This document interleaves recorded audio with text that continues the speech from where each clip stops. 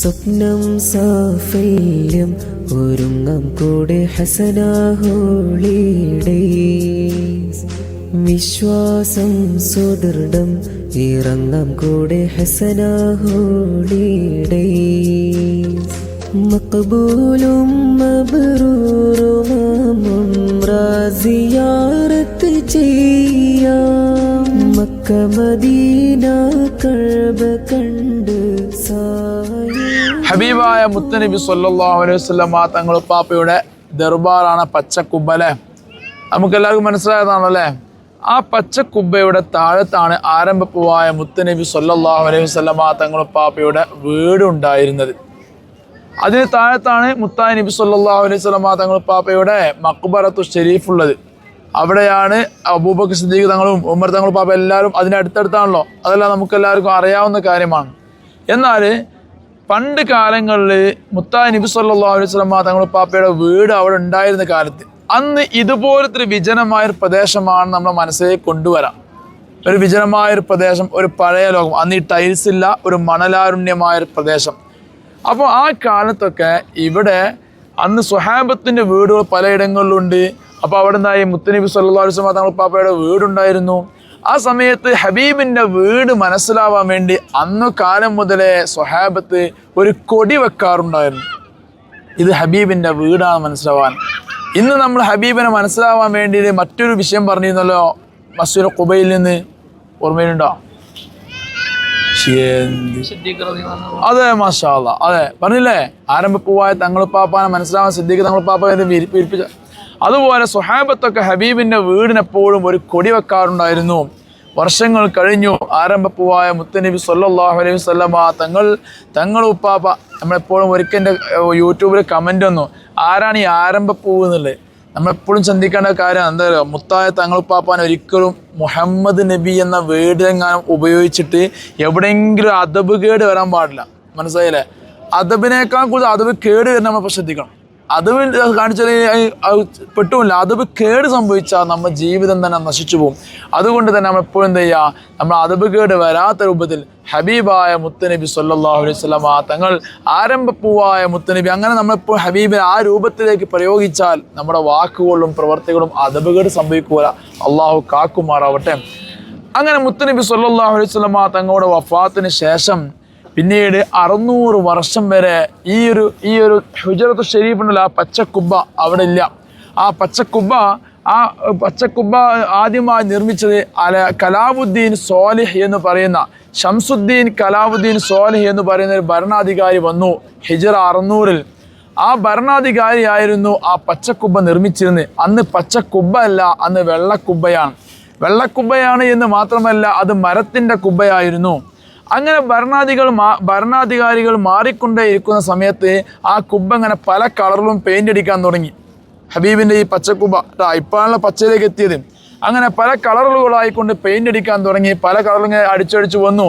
അവസാനം ഷംസുദ്ദീൻ കലാവുദ്ദീൻ കായ്പത്തു രാജാവ് എന്ന് പറയുന്ന രാജാവ് ഇവിടെ ഭരണം ഏറ്റെടുത്തപ്പോൾ ആ രാജാവാണ് ഇതിനെ പച്ച നിറത്തിലേക്ക് കൊണ്ടുവരികയും അതുവരെ മരം കൊണ്ടുണ്ടാക്കിയിരുന്ന ആ ഒരു ഹുജറത്തു ഷരീഫിനെ മാറ്റിയിട്ട് ജിപ്സം കൊണ്ട് തയ്യാറാക്കുകയും ചെയ്തത് അന്ന് ഈ കായ്പത്തു രാജാവ് എന്ന് പറയുന്ന രാജാവായിരുന്നു. ഇപ്പം നമുക്ക് ആ ഒരു കുബ്ബ വന്ന രംഗം മനസ്സിലായില്ലേ? ഇനി എല്ലാവരും ആ കുബ്ബയിലേക്കൊന്ന് സൂക്ഷിച്ചു നോക്കൂ.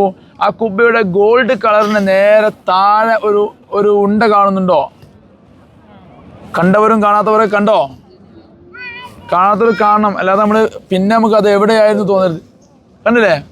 ഒരു കയറ് കാണുന്നുണ്ട്. അതിനിപ്പുറത്തുനിന്ന് കണ്ടില്ല ഒരു ഉണ്ട, ഒരു കുനിപ്പ്, ഒരു പൊന്തല്. ഓക്കെ, അല്ലാഹ് അൽഹംദുലില്ലാ.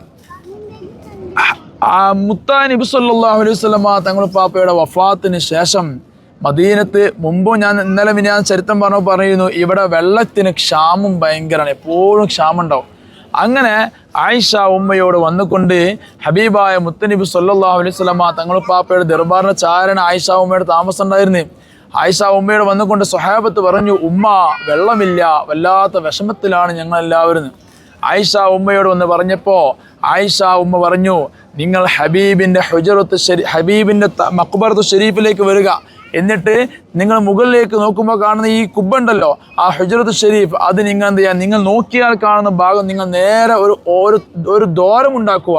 എന്നിട്ട് നിങ്ങൾ അവിടുന്ന് നേരെ ആകാശത്തേക്ക് ആ ദ്വാരം വേണ്ടാവും, അങ്ങനെ നിങ്ങൾ അവിടുന്ന് പ്രാർത്ഥിക്കുക എന്ന് ആയിഷ ഉമ്മ പറഞ്ഞു. ആയിഷ ഉമ്മയുടെ ആ ഒരു നിർദ്ദേശപ്രകാരം സ്വഹാബത്ത് അതുപോലെ ഒരു ദ്വാരമുണ്ടാക്കി അവിടുന്ന് ദുആ ചെയ്തു. നല്ല ശക്തമായ മഴ ലഭിച്ചു. അതുവരെ ഉണ്ടായിരുന്ന ബുദ്ധിമുട്ടുകളെല്ലാം മാറി എന്ന് ചരിത്രങ്ങൾ രേഖപ്പെടുത്തിയാൽ കാണാം. അന്ന് ആ ഒരു ദ്വാരമുണ്ടാക്കിയ ആ ഒരു സ്ഥലത്താണ് ആ കാണുന്ന കുനിപ്പ് ഇപ്പോഴും സ്ഥിതി ചെയ്യുന്നത് കേട്ടോ. ഓക്കെ, ഇനി ആ കുബ്ബയുടെ നേരെ ഫ്രണ്ട് വശത്താണ് ഞാൻ പറഞ്ഞ ചെറിയ കുബ്ബയുള്ളത്, ചെറിയ സിൽവർ കളർ കുബ്ബയുള്ളത് അല്ലേ. സോ കുഴങ്ങിയാ അല്ലല്ലോ, നല്ല നീയത്ത് ചോളി, എന്തായാലും നമ്മുടെ ജീവിതം വിജയിക്കാൻ കാരണം കേട്ടോ. അപ്പോൾ ആ ചെറിയ കളർ സിൽവർ കുബ്ബ ഉണ്ടല്ലേ, നിങ്ങൾ എല്ലാവരും സിൽവർ കുബ്ബ ഉണ്ടോ, ചെറുത് കാണാത്ര ഒന്നിങ്ങനെ പൊന്തി നോക്കാം. ആ സിൽവർ കളർ കുബ്ബയുടെ താഴെയാണ് മഹദിയായ ഹബീബിൻ്റെ സഹധർമ്മിണിയായ ഹഫ്സ ബീബി റളിയല്ലാഹു അൻഹയുടെ വീട് കിടക്കുന്നത്. ഹഫ്സ ബീബി റളിയല്ലാഹു അൻഹയുടെ വീട് അവിടെ എങ്ങനെ വന്നു എന്നുള്ളതായിരുന്നു. ഹഫ്സ ബീബി റളിയല്ലാഹു അൻഹ മഹദി അവരുടെ വീടും ആയിഷ ഉമ്മയുടെ വീടും അടുത്തടുത്തായിരുന്നു ഉണ്ടായിരുന്നത്. അങ്ങനെ ആരംഭപ്പൂവായ മുത്തനബി സ്വല്ലല്ലാഹു അലൈഹി വസല്ലമ തങ്ങൾ പാപ്പയുടെ വഫാത്തിന് ശേഷം, അതിനു മുമ്പ് ഹഫ്സ ബീബി എങ്ങനെയാണ് ഹബീബിൻ്റെ ജീവിതത്തിലേക്ക് വന്നത്? ഹഫ്സ ബീവിയുടെ ഉപ്പ ആരാണ് അറിയാമോ? ആരാ? ഉമർ റളിയല്ലാഹു അൻഹുവിൻ്റെ മകളായിരുന്നു ഹഫ്സ ബീവി. ഹഫ്സ ബീവിയുടെ വിവാഹം, ഹഫ്സ ബീവി വല്ലാതെ വിഷമിച്ചിരിക്കുന്ന സമയത്ത്, ഹഫ്സ ബീവി ഭർത്താവിന് നിലവിലുണ്ടായിരുന്ന ഭർത്താവ് എന്തായി, മരണപ്പെട്ടു. വിഷമിച്ചിരിക്കുന്ന സമയത്ത് ഹഫ്സ ബീവിയുടെ വിഷമം സഹിക്കാൻ കഴിയാതെ ഉമർ ഇബ്നുൽ ഖത്താബ് തങ്ങളുപ്പാപ്പ വിഷമത്തോടെ സിദ്ദീഖ് തങ്ങളുപ്പാപ്പയോട് വന്ന് പറഞ്ഞു, എൻ്റെ മകളെ നിങ്ങൾക്ക് വിവാഹം ചെയ്തൂടെ? അതിന് മുമ്പ് മറ്റൊരു ചോദിച്ചത് സിദ്ദീഖ് തങ്ങളുപ്പാപ്പയോട് ചോദിച്ചു, എൻ്റെ മകളെ നിങ്ങൾക്ക് വിവാഹം ചെയ്തൂടെ എന്ന് ചോദിച്ചു. ഹഫ്സ ബീവിയെ കുറിച്ച് പറഞ്ഞപ്പോൾ സിദ്ദീഖ് തങ്ങളുപ്പാപ്പ ഒന്നും പറഞ്ഞില്ല, ഒരു മറുപടിയും ഒന്നും കൊടുത്തില്ല. അങ്ങനെ ആരംഭപ്പൂവായ മുത്തനബി സ്വല്ലല്ലാഹു അലൈഹി വസല്ലമ തങ്ങളുപ്പാപ്പയോട് വന്നുകൊണ്ട് വിഷമം പറയാ, ഞാൻ സിദ്ദീഖ് തങ്ങളുപ്പാപ്പയോട് പറഞ്ഞു എൻ്റെ മകളൊന്ന് വിവാഹം ചെയ്തൂടെ എന്നുള്ളത്. ആ സമയത്ത് അബൂബക്കർ സിദ്ദീഖ് തങ്ങളുപ്പാപ്പ ഒന്നും മറുപടി പറഞ്ഞില്ല. ഹബീബായ തങ്ങളുപ്പാപ്പ ഇത് കേട്ടപ്പോൾ പറഞ്ഞു, നിങ്ങൾ ഒരിക്കലും വിഷമിക്കേണ്ട. ഉമർ തങ്ങളുപ്പാപ്പ പറയാ, വിഷമിക്കേണ്ട ഉമറെ, നിങ്ങളുടെ മകൾക്ക് അബൂബക്കർ സിദ്ദീഖ് തങ്ങളുപ്പാപ്പയേക്കാൾ നല്ല ഒരു ഭർത്താവിനെ ലഭിക്കും. അബൂബക്കർ സിദ്ദീഖ് തങ്ങളുപ്പാപ്പാക്കാണെങ്കിലോ അവർക്ക് ഹഫ്സ ബീവിയേക്കാൾ നല്ലൊരു ഭാര്യയെയും ലഭിക്കും എന്നുള്ളത്.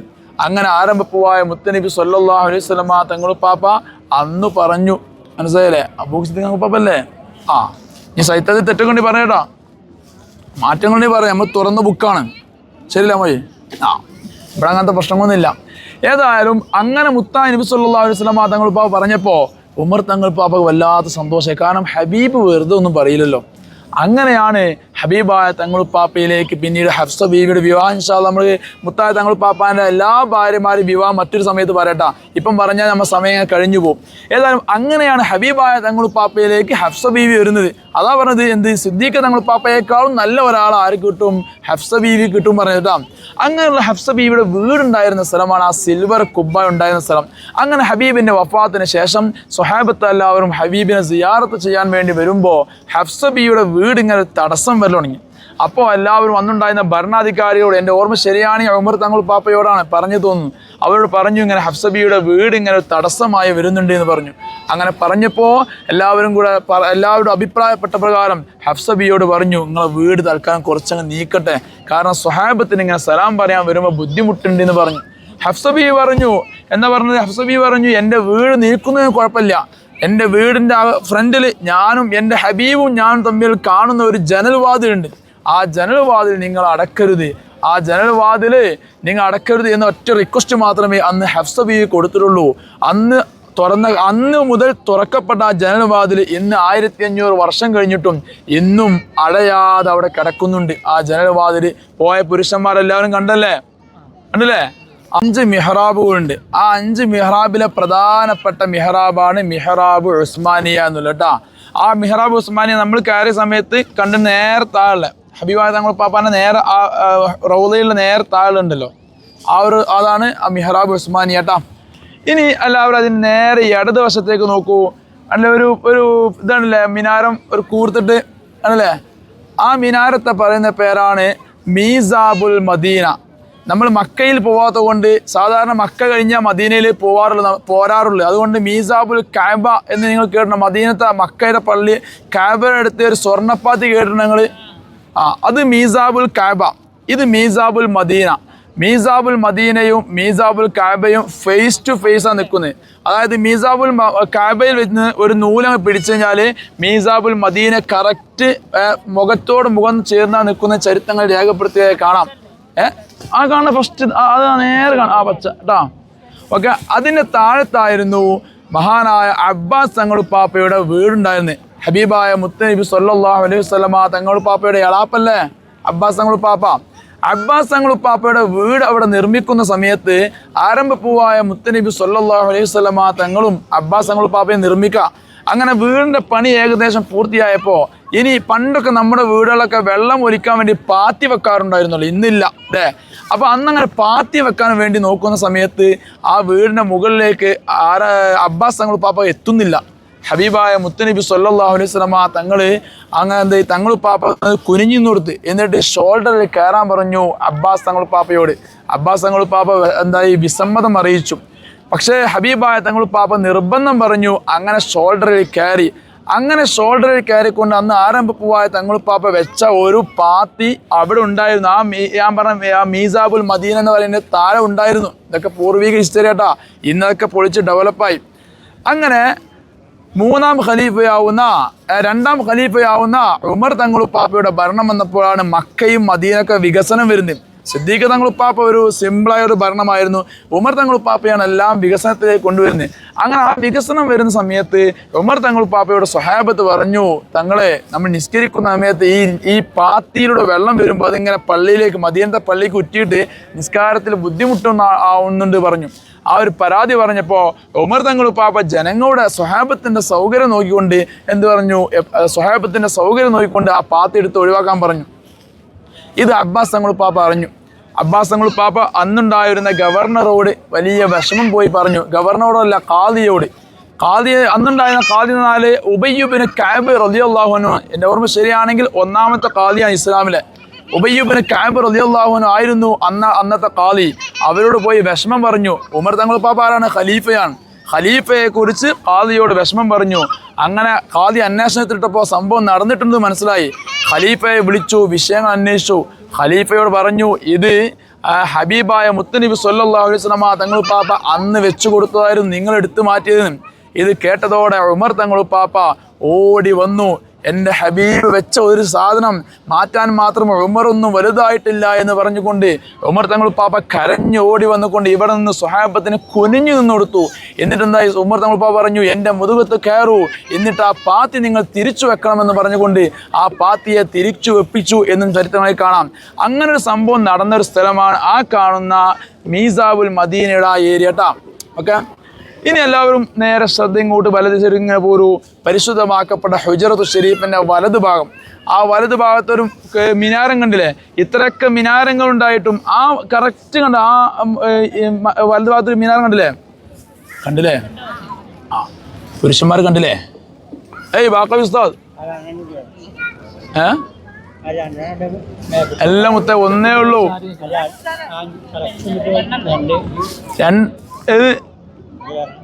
ഈ നേരെ കാണുന്ന മിനാരത്തെ കുറിച്ചാണ് ഞാൻ പറയുന്നത് കേട്ടോ.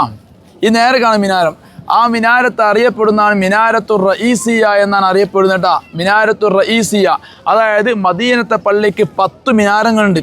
ഹസന പറയുന്നത് കളവുകൊണ്ട് എണ്ണി നോക്കി, 1 2 3 4 5 6 7 8 9, അവിടെ നിന്ന് 10 മിനാരങ്ങളുണ്ട്. ആ 10 മിനാരങ്ങളിൽ പ്രധാനപ്പെട്ട മിനാരമാണ് മിനാരത്തുർ റഈസിയ. മിനാരത്ത് റഈസയിലായിരുന്നത്രേ പണ്ട് കാലങ്ങളിലൊക്കെ ബാങ്ക് കൊടുത്തിരുന്നത്. പണ്ടൊക്കെ നമ്മുടെ നാട്ടിലൊക്കെ ഉണ്ടായിരുന്നല്ലോ, മൈക്ക് വരുന്നതിന് മുമ്പ് ഉയരങ്ങളിൽ കയറിക്കൊണ്ട് ബാങ്ക് കൊടുക്കുന്ന സമ്പ്രദായം. ആ സമ്പ്രദായം തുടർന്നിരുന്ന സ്ഥലമാണ് മിനാരത്ത് റഈസിയ എന്ന് പറയുന്ന ആ ഒരു സ്ഥലം. അങ്ങനെ ഇമാം മാലിക് റളിയല്ലാഹു അൻഹു, എൻ്റെ ഓർമ്മ ശരിയാണെങ്കിൽ ഇമാം മാലിക് റളിയല്ലാഹു അൻഹു, അല്ലെങ്കിൽ ഏതായാലും ഇമാം അബൂ ഹനീഫ് റളിയല്ലാഹു അൻഹു, ഒരാൾ അവർ ഇറാഖിൽ വെച്ചുകൊണ്ട് ആരാരും കാണാതെ രഹസ്യമായി കൊണ്ട് ഹബീബായ മുത്തനബി സല്ലല്ലാഹു അലൈഹി വസല്ലമ തങ്ങളുപ്പാപ്പയുടെ മദ്ഹുകൾ എഴുതി. ഇരുട്ടറയിൽ വെച്ചുകൊണ്ടായിരുന്നു എഴുതിയത്. എന്തിനാ എഴുതിയതറിയോ? എൻ്റെ ഹബീബിന് സമ്മാനം കൊണ്ടുപോയി കൊടുക്കാൻ വേണ്ടി. അങ്ങനെ അവർ ഇറാഖിൽ വെച്ചുകൊണ്ട് മാസങ്ങളോളം നടന്നുകൊണ്ട് യാത്ര ചെയ്ത് ഇങ്ങോട്ട് വന്നു.